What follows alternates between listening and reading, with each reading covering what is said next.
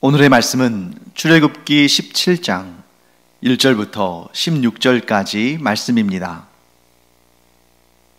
이스라엘 자손의 온 회중이 여호와의 명령대로 신광야에서 떠나 그 노정대로 행하여 르비딤에 장막을 쳤으나 백성이 마실 물이 없는지라. 백성이 모세와 다투어 이르되 우리에게 물을 주어 마시게 하라. 모세가 그들에게 이르되 너희가 어찌하여 나와 다투느냐? 너희가 어찌하여 여호와를 시험하느냐? 거기서 백성이 목이 말라 물을 찾으매 그들이 모세에게 대하여 원망하여 이르되 당신이 어찌하여 우리를 애굽에서 인도해 내어서 우리와 우리 자녀와 우리 가축이 목말라 죽게 하느냐? 모세가 여호와께 부르짖어 이르되 내가 이 백성에게 어떻게 하리이까? 그들이 조금 있으면 내게 돌을 던지겠나이다.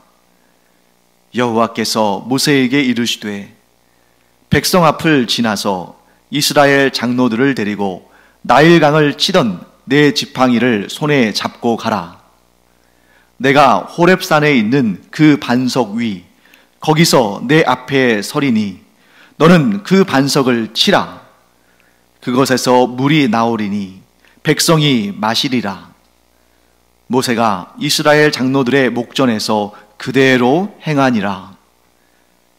그가 그곳 이름을 마사 또는 무리바라 불렀으니 이는 이스라엘 자손이 다투었음이요 또는 그들이 여호와를 시험하여 이르기를 여호와께서 우리 중에 계신가 안 계신가 하였음이더라. 그때에 아말렉이 와서 이스라엘과 르비딤에서 싸우니라. 모세가 여호수아에게 이르되 우리를 위하여 사람들을 택하여 나가서 아말렉과 싸우라. 내일 내가 하나님의 지팡이를 손에 잡고 산 꼭대기에 서리라. 여호수아가 모세의 말대로 행하여 아말렉과 싸우고 모세와 아론과 훌은 산 꼭대기에 올라가서 모세가 손을 들면 이스라엘이 이기고 손을 내리면 아말렉이 이기더니 모세의 팔이 피곤하매 그들이 돌을 가져다가 모세의 아래에 놓아 그가 그 위에 앉게 하고 아론과 훌이 한 사람은 이쪽에서 한 사람은 저쪽에서 모세의 손을 붙들어 올렸더니 그 손이 해가 지도록 내려오지 아니한지라. 여호수아가 칼날로 아말렉과 그 백성을 쳐서 무찌르니라. 여호와께서 모세에게 이르시되 이것을 책에 기록하여 기념하게 하고 여호수아의 귀에 외워 들리라. 내가 아말렉을 없이하여 천하에서 기억도 못하게 하리라. 모세가 제단을 쌓고 그 이름을 여호와 니시라 하고 이르되 여호와께서 맹세하시기를 여호와가 아말렉과 더불어 대대로 싸우리라 하셨다 하였더라. 네, 오늘 우리는 출애굽기 17장의 말씀을 읽었습니다. 그런데 여러분, 오늘 이 본문의 말씀을 읽다 보니까 연거푸 비슷한 말씀, 비슷한 사건들이 진행되어지는 것처럼 보일 수 있습니다. 그렇게 보이는 것이 당연합니다. 왜냐하면 하나님께서 그렇게 이끌어 가셨거든요. 하나님께서 지금 이스라엘 백성들을 시험하시는 과정 속에 있으십니다. 그래서 그 연달아 비슷한 사건들을 통해서 이스라엘 백성들을 시험하시는데, 자, 우리 계속 반복해서 이야기하고 있죠. 우리말로는 같은 시험이라는 그런 단어지만 이 시험의 주체가 누가 되느냐에 따라서 내용은 달라집니다. 자, 사탄이 우리를 시험할 때는 우리를 하나님으로부터 떼어놓으려고, 우리의 구원을 망가뜨리려고, 우리를 절망으로, 실패로, 심판으로 떨어뜨리기 위해서 시험하는 것이죠. 반면에 하나님께서 시험하실 때에는 하나님은 의로우신 분이시기 때문에 상 받을 자에게는 상을 주시고 벌을 받을 자에게는 벌을 주시기 위해서 그를 달아보신다. 하나님의 그 의의 저울에 달아보시고 상 받을 자에게, 복 받을 자에게 상과 복을 주시고 벌 받을 자에게, 멸망할 자에게 그에 대한 응당한 심판을 내리시는 것, 이것이 바로 하나님의 시험입니다. 그리고 오늘 본문을 우리가 읽었습니다만 이 본문에는 또 다른 종류의 시험이 나오죠. 어떤 시험입니까? 사람이 하나님을 시험하는 시험, 이스라엘 백성들이 하나님을 시험하는 그 시험도 등장하는 것을 보게 됩니다. 지금 15장, 16장, 17장 하나님께서 이스라엘 백성들을 시험하시는 사건들이 등장하는데 15장을 우리가 공부할 때는 마라에서의 쓴물이 나왔죠. 그리고 16장을 공부할 때에는 만나와 메추라기를 주심으로써 그들이 하나님의 말씀에 순종하는지 순종하지 않는지를 달아보시는 또 신광야에서의 시험이 등장합니다. 그리고 오늘 17장에서는 또 르비딤이라는 곳에 갔을 때에 그곳에 마실 물이 없는 그런 상황, 이런 상황 가운데 하나님께서 또 시험을 하십니다. 하나님께서는 이처럼 의도적으로 이스라엘 백성들을 마라로, 또 엘림, 그 12 물샘이 있었던 엘림으로, 그리고 신광야로, 또 오늘 르비딤으로 이렇게 이끌어 가십니다. 그 목적은 바로 쓴물이 있는 곳에서, 먹을 음식이 없는 곳에서, 또 마실 물이 없는 곳에서, 다 안 좋은 상황이잖아요. 물이 써요. 물은 있긴 있는데 물이 써. 그 다음에 그러니까 제대로 된 음식을 먹을 수가 없는 상황, 그리고 아예 마실 물이 없는 이런 상황, 누가 봐도 열악한, 누가 봐도 원망과 불평이 나올 수밖에 없는 그런 상황으로 하나님께서 몰아가십니다. 그렇게 원망과 불평이 나올 수밖에 없는 상황으로 몰아가시면서 그 이스라엘 백성들이 당연히 원망하고 불평할 텐데 그 원망하고 불평하는 모습이 잘못됐다고 말한다면 그게 더 이상한 것 아닌가 하는 생각이 들 정도입니다. 그런데 이스라엘 백성들이 하나님을 향해서 원망하고 불평하는 것은 부당합니다. 만일 하나님이 그들에게 은혜를 베풀지 않으신다면, 하나님께서 그들에게 구원을 베풀지 않으신다면, 하나님께서 그들을 위해서 놀라운 능력을 행하지 않으신다면, 하나님께서 그들에게 기적을 베푸셔서 그 최악의 상황이 도리어 승리와 영광과 복의 상황으로 바꾸지 않으신다면 하나님을 향해서 원망하고 불평한들 하나님은 한마디도 대응하지 못하실 것입니다. 그런데 이스라엘 백성들이 하나님을 향하여서 원망하고 불평하는 것이 부당한 이유는 하나님께서 하나님의 능력과 권세와 기적으로 이스라엘 백성들이 감히 바랄 수 없는, 감히 요구할 수 없는, 감히 기대할 수 없는 놀라운 기적과 능력과 구원을 경험하게 하시는 살아계시는 하나님이시고 역사 가운데에 일하시는 하나님이시기 까닭에 그 역사 가운데 이스라엘에게 구원과 은혜와 복과 생명을 주시는 하나님이시기 때문에 이스라엘 백성들의 불평과 원망은 근거가 없고 부당한 것입니다. 그런데 그 하나님의 능력과 기적과 구원의 역사를 생생하게 자신들의 삶의 현장에서 경험했던 이 이스라엘 백성들이 하나님께서 인도하시는 곳, 마라에서 엘림으로, 엘림에서 신광야로, 신광야에서 르비딤으로 그 인도하시는 곳곳마다 원망하고 불평했다는 것은 그것은 부당한 것이죠. 너무나도 배은망덕한 것입니다. 그런데 이러한 모습을 향해서 모세는 이렇게 표현합니다. 뭐라고 표현했냐면요, 오늘 본문의 2절 말씀입니다. 백성이 모세와 다투어 이르되 우리에게 물을 주어 마시게 하라. 모세가 그들에게 이르되 너희가 어찌하여 나와 다투느냐? 너희가 어찌하여 여호와를 시험하느냐? 모세는 간파한 것입니다. 이스라엘 백성들이 자기를 향해서 원망하고 물을 내놓으라고 막 소리 지르고 폐역을 부리고 하는 그것이 실은 하나님을 시험하는 것이라는 것을 모세는 알았던 것입니다. 모세가 이스라엘 백성들이 하나님을 시험한다는 사실을 알 정도면 하나님께서는 진작에 이미 알고 계시는 것이죠. 자, 다시 한번 우리 시험에 대한 개념을 정의해 볼까요? 하나님께서 사람들을 시험하실 때는 그를 나쁘게 만들기 위해서, 그를 실족시키기 위해서, 그를 죄를 짓도록 하기 위해서 시험하시는 그런 시험이 아니다. 그런 시험은 사탄의 시험이다.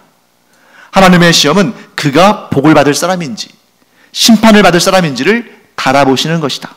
그러므로 하나님의 시험은 정당하고 의롭다 하는 것을 우리가 알고 배웠습니다. 자, 그런데 사람이 하나님을 시험한다는 내용이 오늘 나왔죠? 모세가 이스라엘 백성들을 향해서 이렇게 말합니다. 너희가 어찌하여 여호와를 시험하느냐? 아니, 감히 어떻게 사람이 하나님을 시험할 수 있을까? 그런데 시험한다는 거죠. 자, 여기에서 사람이 하나님을 시험하는 것이 어떤 것인지를 자세히 살펴보겠습니다. 자, 하나님께서 사람을 시험하실 때는 왜 시험하신다고요? 이 사람이 복을 받을 만한 사람인지 벌을 받을 만한 사람인지를 달아보시는 거죠. 즉, 시험의 목적은 알아보기 위한 것입니다. 그렇기 때문에 사람이 하나님을 시험할 때에도 하나님을 알아보기 위한 것입니다.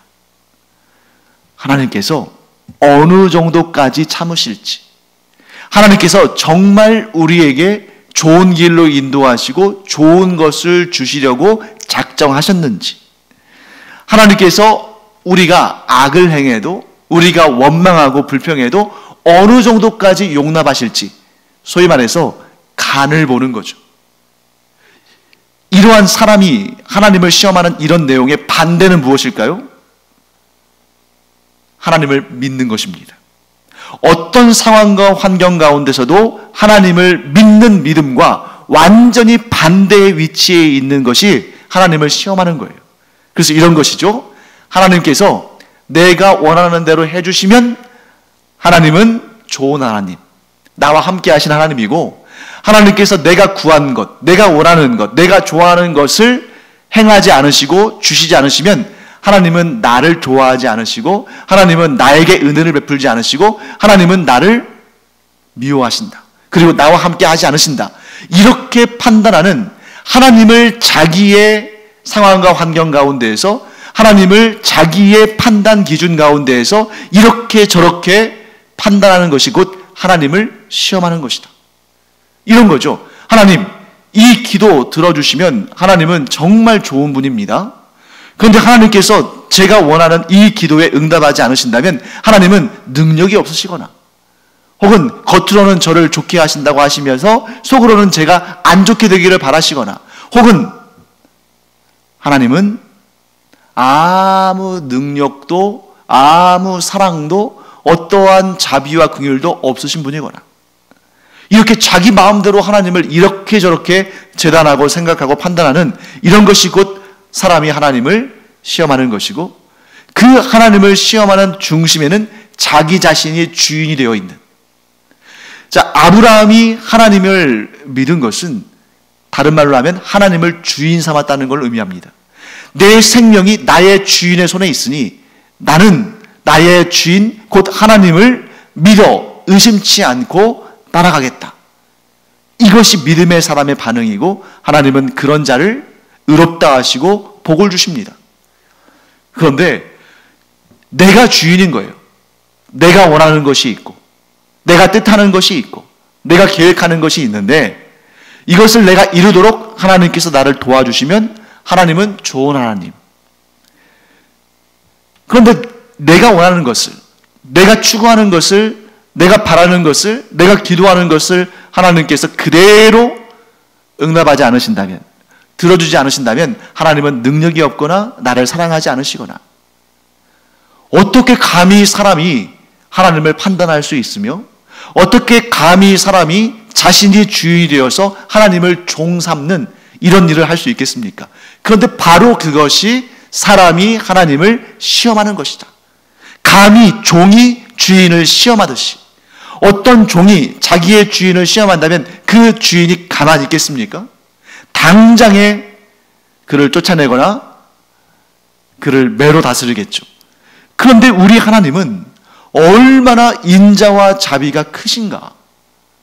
무리바에서 이 이스라엘 사람들이 물이 없다고 하소연을 하니까 또 원망하고 불평하니까 이번에는 하나님께서 아주 호되게 꾸지람을 주실 줄 알았는데 이번에도 하나님께서는 그들이 원하는 대로 물을 주십니다. 무리바의 그 바위를 터뜨려서 물이 나오게 하신 것이죠. 모세가 하나님께서 주신 그 지팡이로 그 바위를 쳤을 때 그 바위에서 물이 터져 나온 것입니다. 어떻게 이렇게까지 오래 참으시고 어떻게 이렇게까지 인자와 긍휼이 풍성하실까? 그런데 바로 그 인자와 긍휼, 하나님의 오래 참으심이 하나님을 사랑하는 자, 하나님을 믿는 자, 하나님을 주인 삼는 자에게는 복 중의 복이지만 마음이 완악하고 교만하여 하나님을 시험하는 자에게는 하나님의 그 인자와 인내가 오래가는 풍성하신 그런 하나님의 아름다운 성품이, 복된 성품이 그 악한 자, 하나님을 시험하는 자에게는 걸림돌이 된다는 것입니다. 왜요? 내가 이렇게 했는데도 하나님이 참으시네. 내가 이렇게 원망했는데도 도리어 하나님께서 물을 주시네. 그런데 하나님의 인자가, 하나님의 오래 참으심이 길어지고 풍성해질수록 오히려 이러한 악한 자들, 이러한 가증한 자들, 이러한 하나님을 시험하는 자들은 돌이킬 수 없는 무서운 심판에 던져지는 것입니다. 하나님의 오래 참으심이 복된 자들, 지혜로운 자들에게는 최고의 상이 되겠지만 가증하고 패역하고 하나님을 시험하는 자들에게는 끝까지 하나님께서 오래 참으시니까 그럼 그 적절한 선에서 최대한 빨리 돌이키고 회개하고 하나님 앞으로 나아가고 하나님만을 섬기고 하나님만을 찬양하고 감사해야 되는데 끝까지 하나님과 줄다리기를 하다가 결국 하나님께서 계속해서 참으시고 계속해서 인자와 긍휼을 베푸실 줄 알았는데 하나님 그렇게 하지 않으시거든요. 하나님께서는 반드시 심판의 때를 작정하고 계십니다. 곧 하나님의 인자와 긍휼과 오래 참으심은 무한합니다. 하지만 그렇다고 해서 하나님께서 인자와 자비와 긍휼을 무한히 베푸시는 것이 아니라 어느 시점에 하나님께서는 심판하신다는 것입니다. 노아의 홍수를 보십시오. 하나님께서 당장에 심판하지 않으시니까 그 패역한 자들, 그 가증한 자들, 하나님을 시험하는 자들이 죄를 짓고 방종하고 자기들 마음대로 살다가 결국 하나님의 최후의 사인, 곧 노아로 하여금 방주를 짓게 하신 그 최후의 사인을 보고도 그들이 반응하지 아니하고 돌이키지 않아서 다 홍수로 멸망을 당했습니다. 우리가 살아가는 이 세상이 그런 것이죠. 어떤 분들은 아마 이렇게 생각할 겁니다. 하나님이 계시다면, 하나님께서 공의의 하나님이시라면 왜 이렇게 패역한 세상을, 이 죄악이 관영한 세상을 그냥 바라보고만 계시는가? 왜 저 악한 자들을 곧바로 즉각 심판하지 않으시는가? 하나님께서 저 악한 자들을 즉각 심판하시면 이 세상이 얼마나 더 불의한 일이 사라지고 의로워지고 살기 좋아질 것인가? 사랑하는 성도 여러분, 잘 생각해 보세요. 그러나 하나님께서 그렇게 오래 참으시기 때문에, 하나님께서 그렇게 인자와 긍휼이 무한하시고 그것을 풍성하게 베푸시기 때문에 저와 여러분, 우리가 그 하나님의 참으시는 시간 가운데 돌이켜서 예수 그리스도를 구주 삼고 우리가 하나님의 자녀가 되므로 구원의 백성, 천국에서 영생을 누리는 하나님의 자녀들이 된 것입니다. 우리가 복된 이유는 하나님의 심판의 날이 이르기 전에 회개하고 돌이키고 복음을 영접하고 하나님의 자녀가 되고 구원의 백성이 된 것이죠. 그런데 끝까지 돌이키지 아니하고 하나님의 오래 참으심을 끝까지 시험하는 자들은 반드시 그 마지막 심판의 날에 당황할 것입니다. 두려울 것입니다. 후회할 것입니다. 그러므로 가장 지혜로운 자는 하나님의 심판의 날, 그날이 언제일지 아무도 모르죠. 오직 하나님만 아시죠. 그렇기 때문에 두려운 것입니다.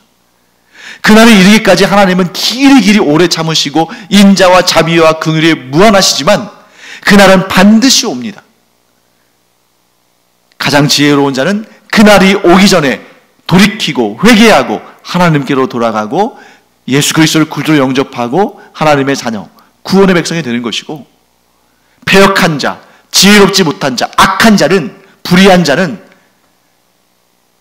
끝까지 하나님을 거역하고 하나님께로 돌이키지 아니하고 자기 마음대로 자기가 주인 되어 살다가 그 심판의 날에 영원한 파멸, 영원한 멸망에 이르게 되는 것입니다.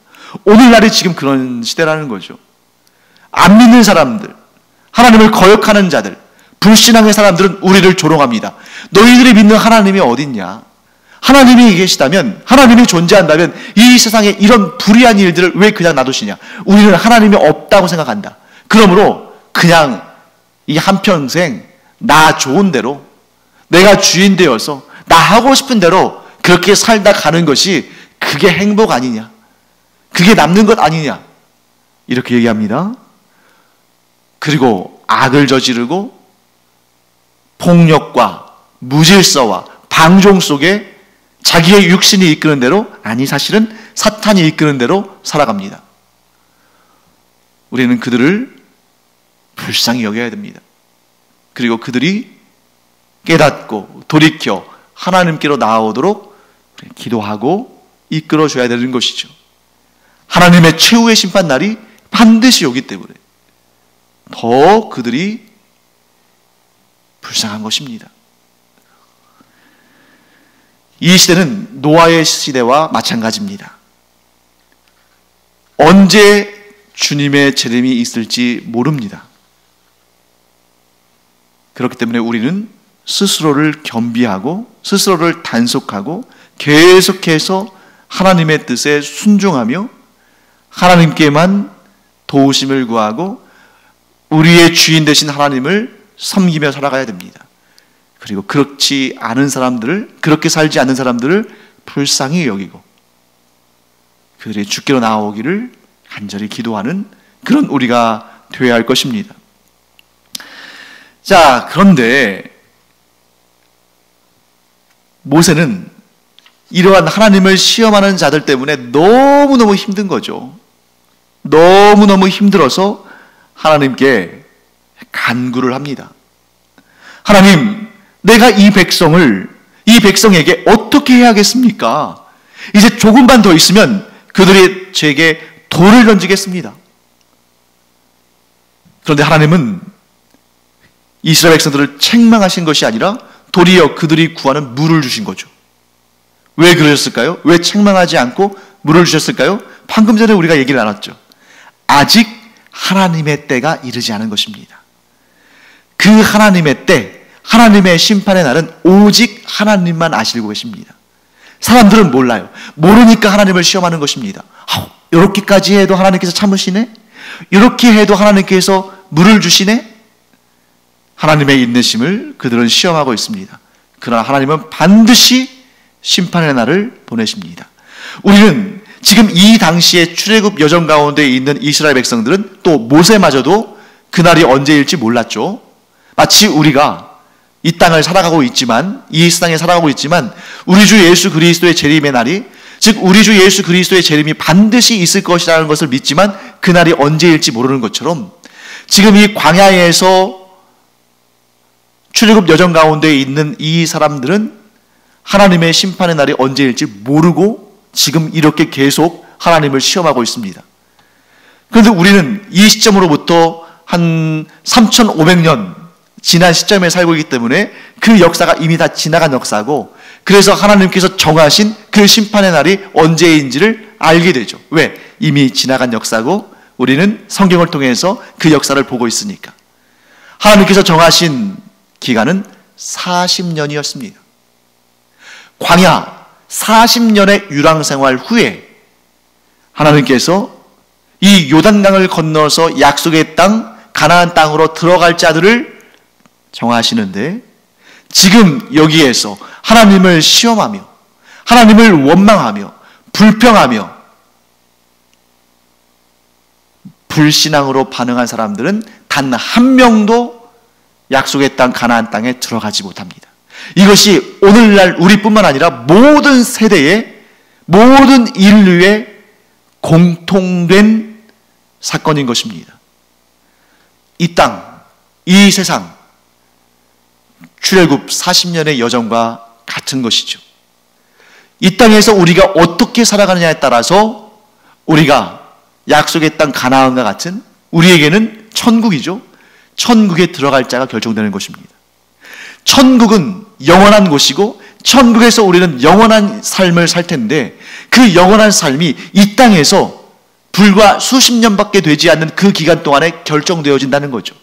그래서 이 세상에서 하나님을 믿고 하나님을 시험하지 아니하고 우리 주 예수 그리스도를 구주로 영접해서 하나님을 섬기며 살아간 자들에게는 영원한 천국, 영적인 가나안이 예비되어 있고, 그러한 의로운 자들은, 곧 믿음으로 반응한 자들은 그 영적인 가나안, 곧 천국에 들어가겠지만, 이 땅에서 끝까지 하나님께서 오래 참으시는 그 기간 동안에, 자기의 인생 전체 동안에 하나님께로 향하지 아니하고 하나님을 시험하고 복음을 거부하고 하나님을 주인 삼지 않고 자기 자신을 주인 삼고 살아간 사람들은 단 한 명도 하나님께서 예비하신 천국에 들어갈 수 없다 하는 것을 우리는 알게 되는 것입니다. 자, 그리고 오늘 본문의 후반부에는 아말렉과의 전쟁 이야기가 등장하죠. 이 내용도 굉장히 중요한 내용입니다. 자, 이스라엘 전쟁사에서 길이 남을 최고의 전쟁들 가운데 하나가 이 아말렉과의 전쟁입니다. 이 출애굽 여정 가운데 있는 아말렉과의 전쟁이에요. 이 전쟁은 굉장히 극적인 내용들이 많이 담겨 있습니다.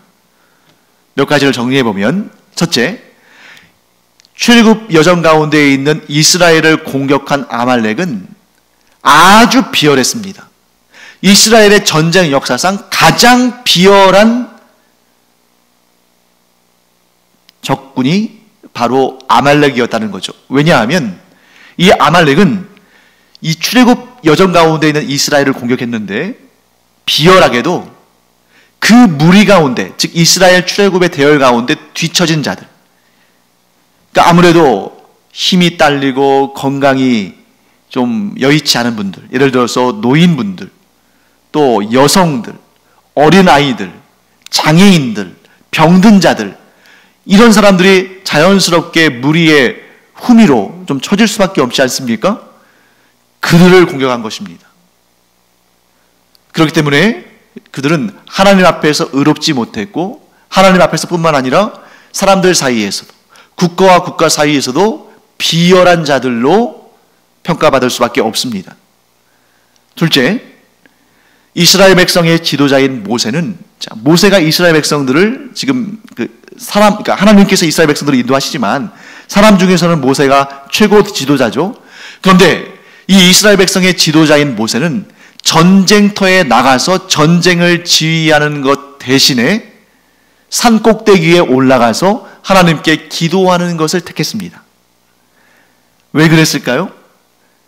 이스라엘 백성의 지도자인 모세가 그 전쟁의 선두에 서서 지휘를 해야 할 것 같은데, 산 꼭대기로 올라가서 아론과 훌과 함께 산 꼭대기에 올라가서 하나님께 기도하기를 선택했다는 것입니다.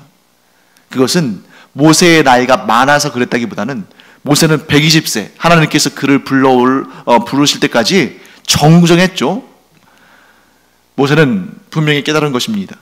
이 전쟁은 사람에게 속한, 혹은 무기를 가지고 전쟁하는 이 세상에 속한 전쟁이 아니라, 이 전쟁은 하나님께 속한 전쟁이다 하는 것을 그는 분명히 깨닫고, 하나님께 간절히 기도, 이 전쟁을 좌우하시는, 이 전쟁의 승패를 결정하시는 하나님께 간절히 기도하기를 택한 것입니다. 그 다음에 세 번째, 아주 우리에게 인상적인 장면이죠. 모세가 손을 들면, 즉 하나님을 향해서, 하늘을 향해서 손을 들면 이스라엘이 이기고, 모세의 손이 내려오면 아말렉이 이기는 이런 아주 독특한 상황이 펼쳐집니다. 성경을 믿음으로 받아들이지 않는 자들은 이 묘사를, 이러한 상황을 신화, 곧 꾸며낸 이야기라고 여길 겁니다. 무슨 모세가 손을 들었다고 해서 이스라엘이 이기고, 모세가 좀 힘들어서 손이 좀 내려갔다고 해서 아말렉이 이길까? 그 말도 안 된다, 이렇게 생각했겠죠? 정말 말도 안 되는 일이죠. 이 세상에 어떠한 경우에도 이런 경우는 없는 겁니다. 그렇기 때문에 이 상황을 통해서 우리는 뭘 알 수 있냐면, 그렇구나, 이것이 사람과 사람의 싸움, 나라와 나라의 싸움, 민족과 민족의 싸움이 아니라 하나님이 주관하시는 전쟁이구나. 하나님께서 이 전쟁을 통해서 알려주시고자 하시는 메시지가 있구나 하는 것을 우리는 알게 됩니다. 이 전쟁이 하나님께서 주관하신다는 거죠. 그러면 왜 굳이 하나님께서는 모세가 손을 높이 들면 이스라엘이 이기게 하시고, 모세의 손이 내려오면 아말렉이 이기게 하셨을까? 그래서 아론과 훌이 모세를 돌 바위 위에 앉히고 모세의 손을 양쪽에서 붙잡아서 그 손이 내려오지 않도록 함으로 말미암아 이스라엘이 승리하도록 하는 이런 일을 행하지 않았습니까? 왜 그렇게 했을까? 저는 이것을 우리의 기도와도 연결되어지는 사건으로 봅니다. 자, 우리가 하나님께 기도하는 이유가 무엇일까? 자, 어떤 경우에는 예수님의 말씀을 들어보면 우리가 기도를 안 해도 될 것 같아요. 왜냐하면 예수님께서 뭐라고 하셨냐면, 너희가 무엇을 먹을까? 무엇을 마실까? 하나님께 구하지 말아라. 그것은 이방인들이나 구하는 것이다. 하나님께서는 이미 너희에게 무엇이 필요한지 다 아시고 그걸 다 하나님께서 은혜로 주신다. 자, 거기까지만 들으면 그래, 하나님께서 나를 사랑하시고 하나님께서 나의 모든 필요를 아시고 하나님께서 그 모든 것을 은혜로 주셔. 그런데 왜 내가 기도해야 되지? 내가 기도할 필요가 뭐가 있지? 하나님께서 다 아시고 이미 다 복으로 나에게 부어주시는데. 그런데 그럼에도 불구하고 우리는 기도합니다. 또 예수님도 기도하셨고 또 기도하는 법을 우리에게도 알려주시고 기도하라고 우리에게 말씀하셨습니다. 우리가 기도하면 무엇인가 그 좋은 것을 얻을 때에, 곧 하나님께서 우리에게 그 기도의 응답으로 좋은 것을 주실 때, 아, 그렇구나, 나에게 이것을 베푸신 분은 하나님이시구나, 이것이 우연이나 어쩌다 보니까 생긴 것이 아니라 내가 하나님께 구했더니 하나님께서 그 능력의 팔로 내게 베풀어 주셨구나, 하나님께서 그 은혜의 팔로 내게 채우셨구나 하는 것을 안다는 것입니다. 그런데 우리가 하나님께 기도하지 않으면 내게 평소에 바라고 구하고 좋은 것이 생긴다 할지라도 이게 하나님께서 주신 것인지, 혹은 저 사람이 나에게 준 것인지, 혹은 우연이 된 것인지, 어쩌다 보니까 된 것인지 알 수가 없는 거죠. 그런데 우리가 하나님께 기도하면 이것이 하나님께로 왔다는 것을 우리가 분명히 깨닫는 것입니다. 모세의 팔도 마찬가지입니다. 모세가 팔을 들었습니다. 그런데 왜 들었습니까? 그냥 자기 자신을 괴롭히려고, 자기 자신에게 기합을 주려고 드는 것이 아니잖아요. 하나님을 향한 간절한 표현입니다. 그 모습을 이스라엘 백성들도 보았을 겁니다. 하나님을 향해서 모세가 간절한 마음으로 간구할 때 하나님께서는 모세의 그 기도를 들으시고 이스라엘 백성이 승리하게 하신 것입니다. 그래서 물론 하나님은 얼마든지 모세가 손을 들든 손을 내리든, 모세가 기도를 하든 기도하지 않든 이스라엘 백성들을 얼마든지 승리하게 하실 수 있는 능력의 하나님이시지만 이스라엘 백성들에게 똑똑히 보여주신 것입니다. 이 전쟁은 사람에게 속한 것이 아니라 나에게 속한 것이다. 그러므로 모세가 나를 향해서 간절히 기도할 때 내가 그의 기도를 듣고 이 전쟁을 승리하게 하였노라. 이렇게 하나님께서는 분명하고 명확하게 보여주시고, 그렇기 때문에 이 사건이 기록에 남아서 오늘날 우리에게까지 전해지고, 우리는 이 기도의 힘에 대해서, 하나님의 역사에 대해서, 하나님의 구원에 대해서 깨닫고 우리의 삶에서 적용하며 살게 되는 것입니다. 시간이 많이 지났습니다만 중요한 것 한 가지를 제가 더 말씀을 드려야겠습니다. 오늘 우리가 이 출애굽기 17장 본문을 읽었는데 여기에 두 가지 사건이 등장했죠. 앞에는 무리바 물의 사건이 등장했고 뒤에 부분에는 아말렉과의 전쟁 사건이 등장했습니다.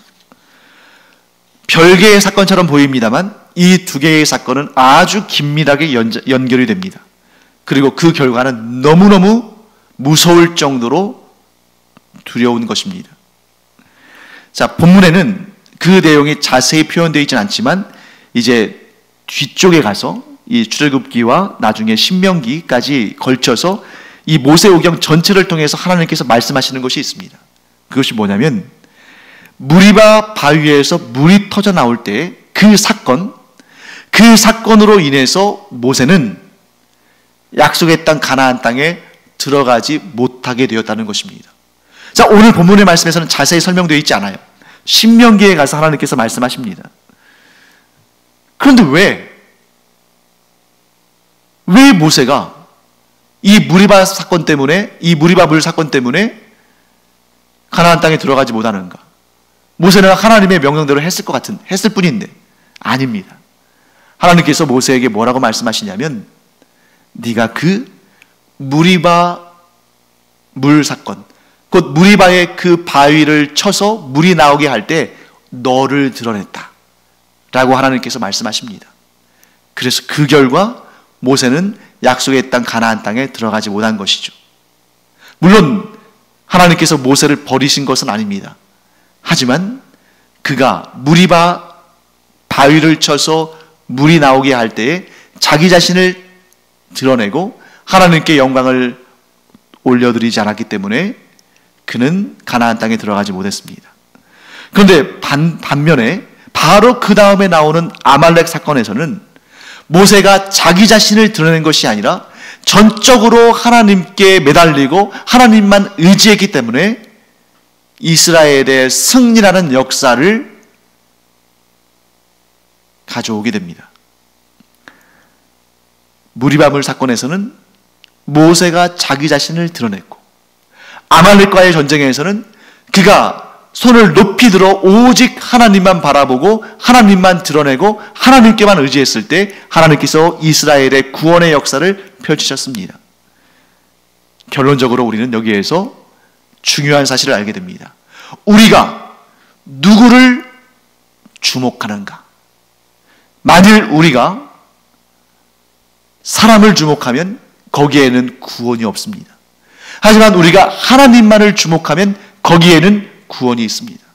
무리바 물 사건에서 모세가 그 바위를 칠 때에 자기 자신을 드러냈기 때문에 이스라엘 백성들은 그때에 하나님을 바라보지 아니하고 모세를 바라봤습니다. 하지만